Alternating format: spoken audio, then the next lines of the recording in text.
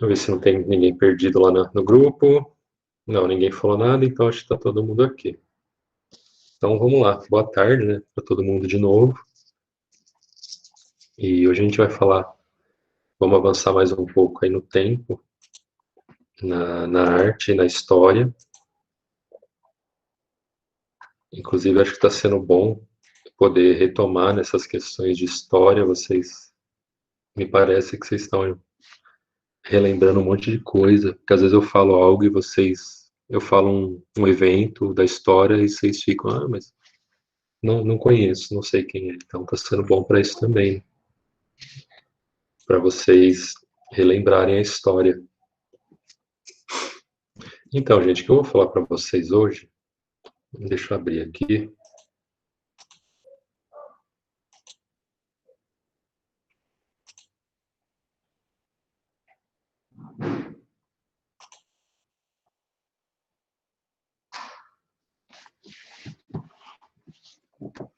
Vamos abrir. Aí abriu. Está aparecendo para vocês aí, né? Se não estiver aparecendo, vocês dão um grito aí. Então, o que nós estamos vendo? Nós estamos vendo a mesma obra que nós vimos da última vez, né, na última aula, sobre o Barroco e o Rococó. É a aula de anatomia, né? Só que essa obra, ela também está ligada a um movimento posterior, um movimento não só artístico, né? Tudo que nós estamos falando aqui, pessoal, nunca é só relacionado às artes. Então, a gente não pode falar do Barroco, por exemplo, como apenas um movimento artístico. Ele tem mais a ver com movimentos filosóficos e políticos, sociais, e que refletem nas artes. Então, tem que sempre que pensar nesse sentido. Então, relembrando, né, nós estamos falando do Barroco, que era aquele período entre o século XVI e século XVII, em que estava um momento de grande indecisão, de grande dúvida, porque de um lado a igreja já não era certa, já não era absoluta, porque só tinha a igreja católica, né? Aí de repente ela não é mais a única igreja. Aí tem os protestantes. Então a certeza de Deus já não era certa. Por outro lado, os reis, que eram o que mandavam, né? Que era a certeza de quem mandava, também já não existia, porque a burguesia começou a crescer e começou a contestar, a bater de frente com essa realeza. Então, é um momento assim de grande, esse primeiro momento do barroco foi um momento de grandes questionamentos assim, e uma forma de atravessar esse momento nas artes foi a ostentação, né? Foi a Igreja Católica começou com o movimento pedindo, chamando a atenção usando as imagens, e aí a burguesia veio atrás também criando imagens espalhafatosas como essa obra do Boucher, é o mesmo cara que fez aquela obra da Diana Caçadora, que nós vimos na aula anterior, cheio de detalhes, prezando pelas cores, mas não prezando pelo realismo. Porque, por exemplo, aqui, ó, o joelho da mulher está muito longe do corpo, né? Essa mulher aqui, ela deve ter uma coluna vertebral gigantesca para conseguir ligar essas duas partes do corpo aqui. E também aqui, né, nessa obra anterior, o que se prezou mais era a transmissão da informação e não a realidade, porque esses estudantes aqui, ó, esses três caras amontoados aqui atrás, parece que eles estão nascendo do mesmo par de perna, né? Tá tudo grudado, tá um encoxando o outro aqui, mas bem encoxadinho mesmo. Então isso aqui não visava, não estava preocupado com realismo, igual foi na época anterior do classicismo. Então, o que era essa nova, o que aconteceu então no século XVIII, que começou a mudar mais uma vez as coisas? Deixou de haver, por um lado, aquele período de dúvida, né? Já estava bem estabelecido onde é que a Igreja Católica mandava, onde é que a Igreja Protestante mandava, já não havia problema questionamento, né, sobre o que Deus mandava ou não, o que era certo ou não na religião, e até a igreja e as religiões foram meio que deixadas de lado também. É meio que quase o status que tem atualmente. Igreja é uma coisa, é o momento do seu dia, e estudo, trabalho, lazer é outra coisa. Por outro lado, aqueles primeiros cientistas do século XVII, o Galileu, o Isaac Newton, o Descartes, que plantaram a semente para as novas ciências, eles também começaram ou melhor, essas ciências, elas geraram no século seguinte grandes pensadores nas áreas da filosofia e das ciências sociais em geral. Então, isso é o que eles vão se chamar depois de iluminismo. Aí, dessa época do iluminismo, que vai ser principalmente ali no século XVIII, vai ter o Rousseau, o Immanuel Kant, o Adam Smith, todo esse pessoal que vocês já viram nas aulas de filosofia e alguma coisa nas aulas de história. Todo esse pessoal agora estava definindo como é que ia ser o mundo, como é que deveria ser o mundo, né?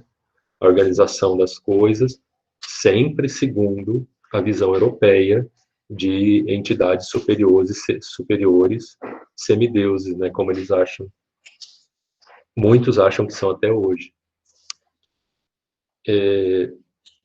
Que mais? Também nesse século começa a se desenvolver a ideia da liberdade, igualdade e fraternidade, que é o lema da França, né? É o bordão da França lá.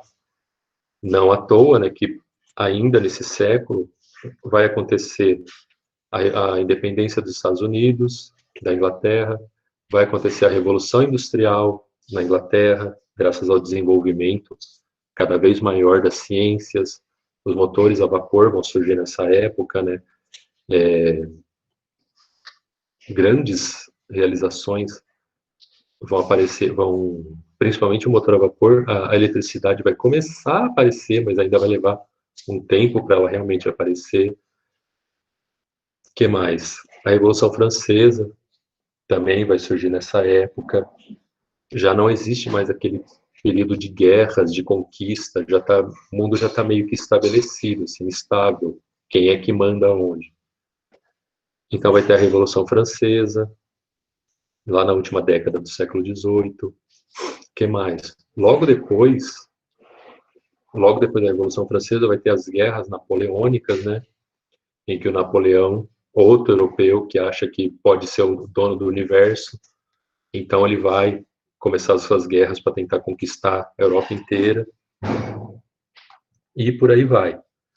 Então esse período, ele é principalmente isso, né? Um período de reflexão sobre a organização da sociedade. E isso que foi o iluminismo e as suas consequências. Também nessa época, uma coisa muito importante e que afeta a vida de vocês diretamente até hoje, embora a gente nem se dê conta disso, né? E essa é a razão porque até hoje vocês têm que estudar redação para o Enem, entre outras coisas. Vai surgir nessa época, um pouquinho depois, a questão do utilitarismo, no começo do século XIX já, lá em 1800 e alguma coisa.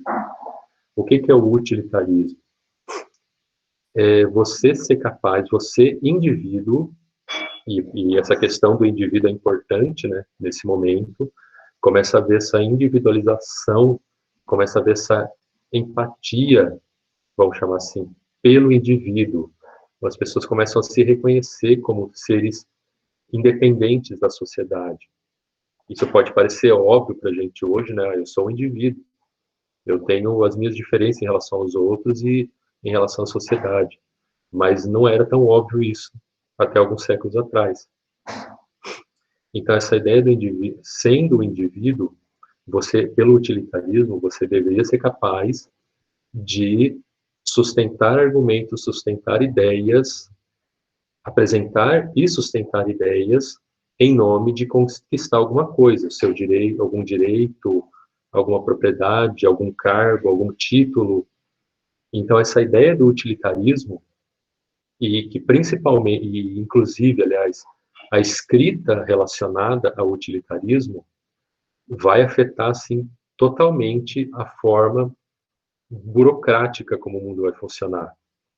E não à toa, e é por isso que até hoje vocês têm que treinar a redação para fazer redação no Enem. Vocês têm que treinar para fazer vestibular e até outros concursos, né, quando tem redação ou esse conhecimento escolástico por causa disso, porque você tem que ser, como indivíduo, capaz de sustentar as suas próprias ideias. E isso, obviamente, afetou as artes. Um dos grandes, só que de outras formas, né? Um dos grandes, uma das grandes mudanças nessa nova arte, nessa nova forma de arte, é o individualismo, que não havia no período anterior, mas também esse olhar para dentro vai levar à exploração dos sentimentos, vai levar ao egocentrismo, vai levar ao exagero dos sentimentos, inclusive. Então, essa obra que vocês estão vendo agora aí, por exemplo, aliás, perdão, gente, até aqui tudo bem? Está todo mundo acompanhando? Podem perguntar, podem comentar.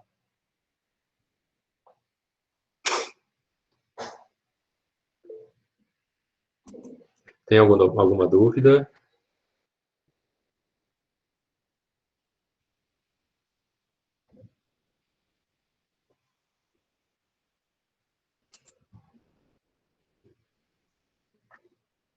Bom, então vamos lá então. Vocês estão muito quietinhos hoje. Então, por causa dessa questão do sentimentalismo, do exagero dos sentimentos, do, do eu me ver no mundo, do egocentrismo, das idealizações, né, já que eu estou me vendo como indivíduo, o que eu desejo ver no mundo como um mundo bom para mim viver enquanto indivíduo, para eu viver enquanto indivíduo. Então, tudo isso vai se refletir também nas obras. Essa obra do William Blake foi um filósofo, pintor inglês, ela reflete um pouco disso, porque aqui o que a gente vê é uma representação do diabo, né? E o nome dessa obra é O Dragão Vermelho e a Mulher Vestida de Sol. Isso mostra um pouco desse mundo interior desse pintor e poeta inglês dentro desse novo mundo, dentro dessas novas perspectivas. Também outras formas de arte vão ser criadas. Uma arte mais exótica e uma arte mais voltada para o erótico mesmo. Não vai ser mais só uma coisa, não é uma representação de deuses, mesmo que nus ou não. Agora é uma coisa que visa explorar os sentidos, aguçar os sentidos, como diriam, né? Esse é um exemplo que vocês estão vendo aí da obra do Francisco Goya. É um espanhol que também era um pintor com traços do romantismo. E percebam que o nome dessa obra, né, é A Maja Desnuda, ou Marra Desnuda, né, como diria o espanhol. Aí ele fez ela, mas aí depois ele fez também. Não apareceu, sumiu. Ah, apareceu. Aí ele fez a Marra Vestida, a mesma mulher, só que agora com roupa. Essas roupas, pessoal, que ela está usando, não são roupas que mulheres da Europa usariam. Isso aqui já tem um quê, assim, de, de exótico nisso, porque vai surgir um outro fenômeno que esse não afeta muito vocês, né? Afeta principalmente os europeus, que é o enxergar o forasteiro, especialmente os falantes do mundo árabe, né? O pessoal do Oriente Médio, como estranhos, como seres muito exóticos, muito sexualizados, muito preguiçosos. A ideia do harém, das mil e uma noites, vem tudo dessa época. E são ideias europeias, Não são ideias dos árabes. Os árabes não se veem nas mil e uma noites. Isso são coisas dos europeus e que passaram para nós brasileiros também. E então vem dessa época, essa exotização do exterior também. Então, ó, esses são exemplos de como essa individualidade afeta essa época. E acho que todo mundo já sabe de que época eu estou falando, né? Esse é o tal do romantismo, que vocês já viram nas aulas de português, de literatura. O romantismo foi esse movimento que, diferente do barroco e do rococó, que visava ostentação, que visava o esplendor, vamos falar assim, né? Visava ofuscar com tantos detalhes, com tantas curvas, né? Com tantas cores e brilhos. O romantismo ele meio que ainda vai nessa pegada das cores, só que pensando no indivíduo e não mais em sociedades. Não é agora a igreja que está criando obras, não é agora uma burguesia que está criando obras, agora é o indivíduo que está criando obras.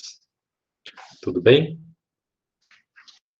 Também dessa época, um grande exemplo de artista, para não ficar só nas artes plásticas, né? Um grande outro exemplo romântico da época é o Beethoven, o Ludwig van Beethoven, o famoso pianista e concertista. E eu trouxe aqui para vocês ouvirem uma das sinfonias dele. Vamos ver se funciona, né? Se não vai travar aqui.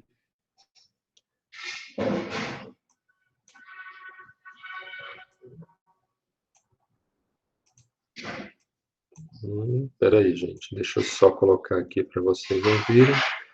Tudo bem até aqui? Todo mundo está acompanhando?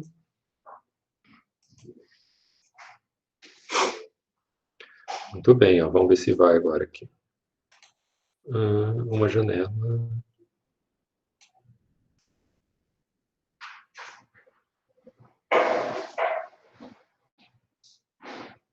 Ó, essa é a sinfonia, é a nona sinfonia de Beethoven. Ela é uma sinfonia. Bom, vamos ouvir primeiro, aí depois a gente fala.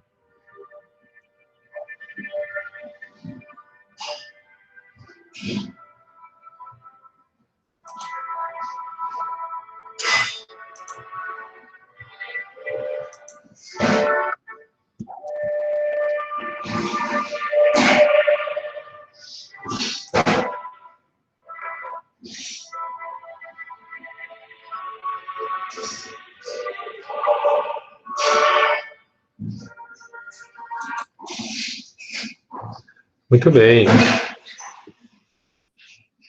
E aí, o que vocês acharam?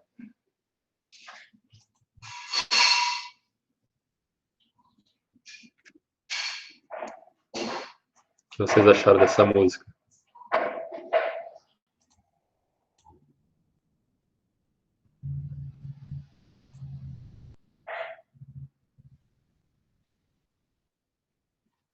Hã? Vocês não ficaram alegres de ouvir ela? Não ficaram assim, nossa, que alegria que invadiu a minha alma agora? Que coisa incrível, maravilhosa. Não? Então, gente, hoje, para nós, isso aí soa diferente. Mas na época em que foi composta, né, que foi feita e apresentada, essa obra ela devia sim levar as multidões ao delírio, né? Porque ela foi feita, ela é tipo um hino de igreja. Não sei se vocês conseguiram todos ler era o hit do momento. Não sei se vocês conseguiram ver a letra, mas é uma letra meio religiosa mesmo, que fala do Pai Celestial abençoando aquele grupo de pessoas. Então, teoricamente, você ouviria e, uau, me sinto motivado agora. Mas, hoje em dia, já não é isso que motiva a gente, né? É outras coisas. Muito bem. Aí, acho que voltou a tela aí para vocês, né? Continuando, esse foi o romantismo. Esse foi um movimento romântico. Na verdade, né, óbvio que o romantismo também teve todo o seu desdobramento na literatura, na poesia, na prosa, só que isso vocês já viram na aula de português. Eu não vou enfocar nisso aqui agora, porque o movimento romântico e o próximo que eu vou mostrar, eles na verdade foram muito mais, os grandes artistas foram mesmo os escritores, foram mesmo as pessoas que escreviam, por causa disso, né? Porque a gente está vivendo um momento do utilitarismo, um momento em que se valorizava muito mais essa abstração chamada escrita que nós criamos, essa ferramenta chamada escrita, né? O outro movimento, pessoal, que também ocorreu paralelamente, ele foi uma tentativa de volta ao classicismo. Lembram lá no Renascimento, lá com os gregos, aquela busca pela representação o mais fiel possível da realidade nas obras? Então, o neoclassicismo, ele vai vir com essa vibe aí, com esse motivo. Ele é um herdeiro mais direto do iluminismo, porque o iluminismo, também chamado de século das luzes, né, o século XVIII, ele justamente visava usar a razão. Razão, de novo, isso que a gente entende por razão hoje, né? Essa razão lógica, aristotélica, que foi muito adotada pelos filósofos do século XVIII e que rege o que nós entendemos por razão hoje. Mas, de qualquer forma, essa razão se expressou nas artes através de uma retomada desses valores como a representação da realidade. Por exemplo, essa obra aqui, ó, É uma obra do francês Jean-Auguste Dominique Ingres. O Ingres, ele pintava, entre outras coisas, né, ele pintava corpos humanos, e a gente sempre vai ter essa obsessão pelo próprio corpo, né, em qualquer época da humanidade. Só que o Ingres, essa obra dele aqui, ó, se chama Banhista de Vaucanson. Essa obra ele pintou várias e várias e várias vezes. Ele foi pintando e repintava, e repensava, e repintava, até chegar numa dessas últimas, que foi a obra-prima, considerada uma das obras-primas dele. Percebam que essa foto, ela é quase uma fotografia, por causa do aprimoramento que ele fez, tanto na forma, né, na exploração das proporções do corpo humano, quanto no uso das cores. Então é quase como se você visse mesmo uma fotografia, ao invés de estar vendo uma pintura. Por outro lado, né, também na escultura e também na arquitetura, a gente vai ver essa volta aos motivos clássicos. Então, a volta da tentativa de representação do corpo humano, embora esses corpos humanos, né, diferente dos gregos, que eram corpos mais gordinhos, esses aqui são mais esbeltos, né, mais magrinhos, mas ainda assim, está representando uma cena com poucos detalhes, com pouca informação, para ser mais objetiva e mais direta. O que quer dizer, ó, diferente. Por exemplo, esse quadro da banhista é uma mulher e só.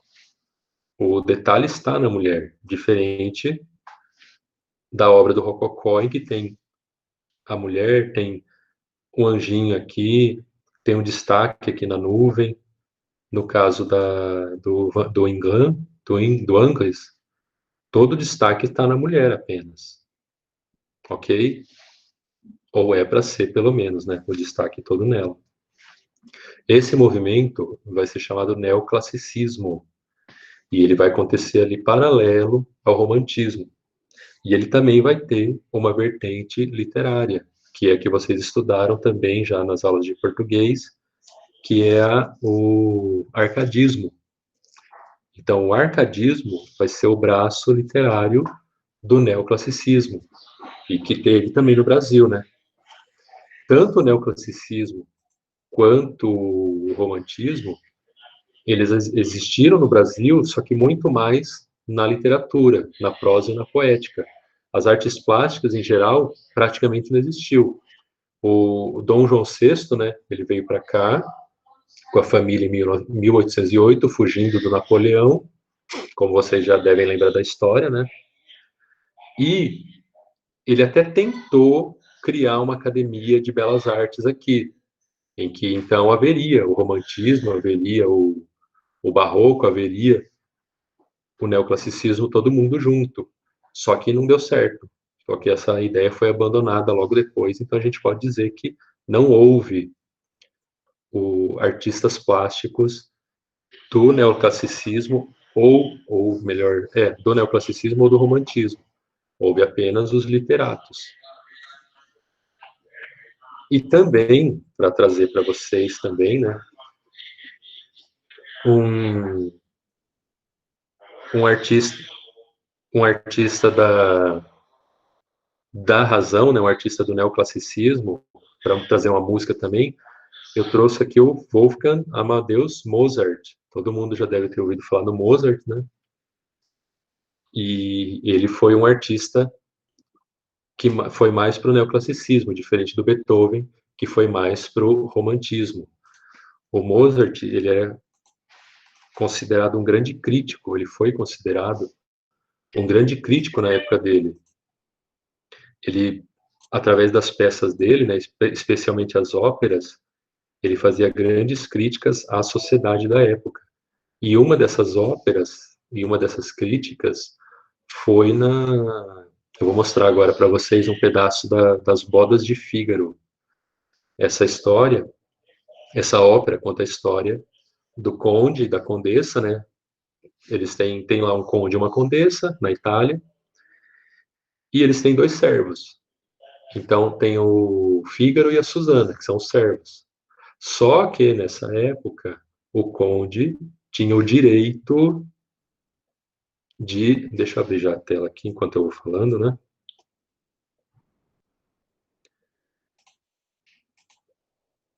O conde, ele tinha o direito, entre muitas aspas, de tirar a virgindade das servas dele. Então, toda a ópera gira em torno dessa história. O conde, ele disse para a condessa, né, e para os servos, que ele não ia mais usar essa lei, esse direito dele, de tirar a virgindade das mulheres. Só que fica o tempo todo esse jogo, né? Será que ele vai? Será que não vai? Será que a serva vai aceitar? Não vai aceitar?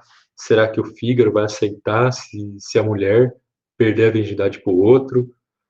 Então, toda a ópera gira em torno dessa história, do que vai acontecer, se vai se realizar, consumar esse ato do conde e da serva Susana. Então, vamos ver aqui um pedaço da ópera. Scrivi, che io scrivo, ma signora, scrivi, dico, e tutto io prendo su me stessa. Canzonetta sull'aria.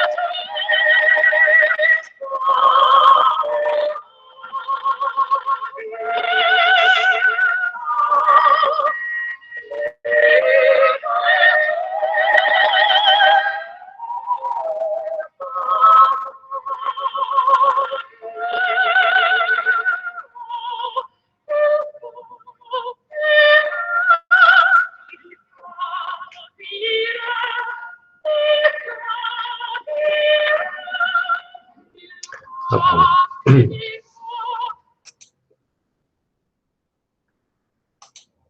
E aí, pessoal? que vocês acharam?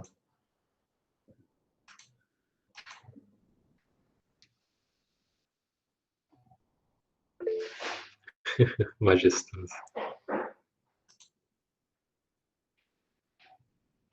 Esse é um exemplo de ópera do Mozart, né?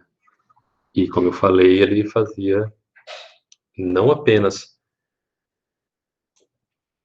a, a história nesse pedacinho da ópera, elas estão a Condessa está pedindo para Susana para escrever uma carta para encontrar o Conde. Então essa ainda é uma coisa assim no começo da história, em que ela pede para encontrar, em que a Condessa manda que a Susana, a serva, né, escreva a carta para enviar para o Conde para que a Condessa e o Conde se encontrem. É essencialmente isso a história. Ela está ditando a carta e a outra está escrevendo. Só que depois vai virar toda essa coisa que eu falei, né? Será que ele pega, será que não pega? Será que ele desvirgina ela? Será que não desvirgina? Vocês verem de novo, né? Como a mulher, ao longo dos séculos, está o tempo todo estigmatizada mesmo, né? Tá? Sempre vai ter um Zé Ruela de um homem querendo mandar em cima dela. Mas eu vou deixar para vocês procurarem e descobrirem o que acontece no final. O que mais, pessoal? Essa fotinha que vocês estão vendo aí é o Mozart, né? Uma das pinturas que representam ele. E coloquem seus nomes aí no chat para eu saber quem estava aqui.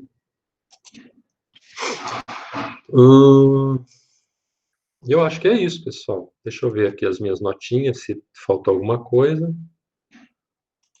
O arcadismo, ele vai ser uma coisa muito mais metodológica, né, metódica, acadêmica, no sentido de que até a arte, assim como a ciência aplicava métodos científicos para para se descobrir coisas, as artes também vão adotar métodos científicos de aprendizagem e reprodução da arte. Um grande exemplo de como eu falei é o Angres, que vai refazer e refazer e refazer várias e várias vezes a mesma obra, buscando chegar nessa perfeição.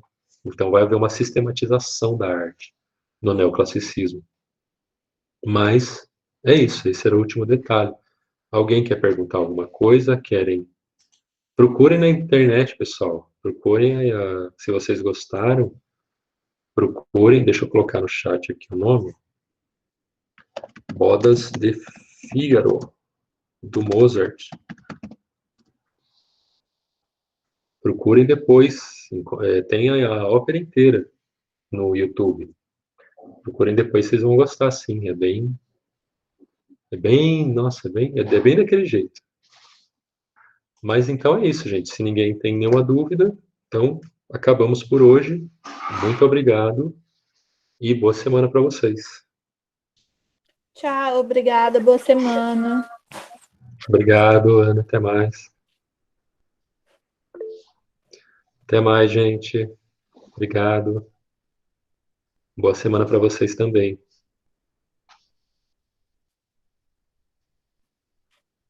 André? Quem é André? Tô tentando mandar meu nome. Falei Ana. Que André? Não, é que eu tô lendo aqui no chat. Gostei das óperas. Valeu, André. Quem é André? Ah, Eu tô tentando enviar meu nome, mas as pessoas não param de sair. Peraí. pronto, agora você consegue.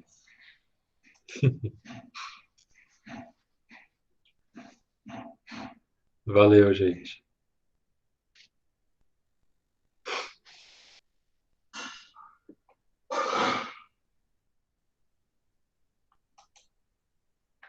E Aí, qualquer coisa. foi. Tchau. Agora foi. Qualquer coisa está no celular, gente. Ok. Qualquer dúvida me chame. Ok. Obrigada. Tchau. Tchau. Boa semana para vocês.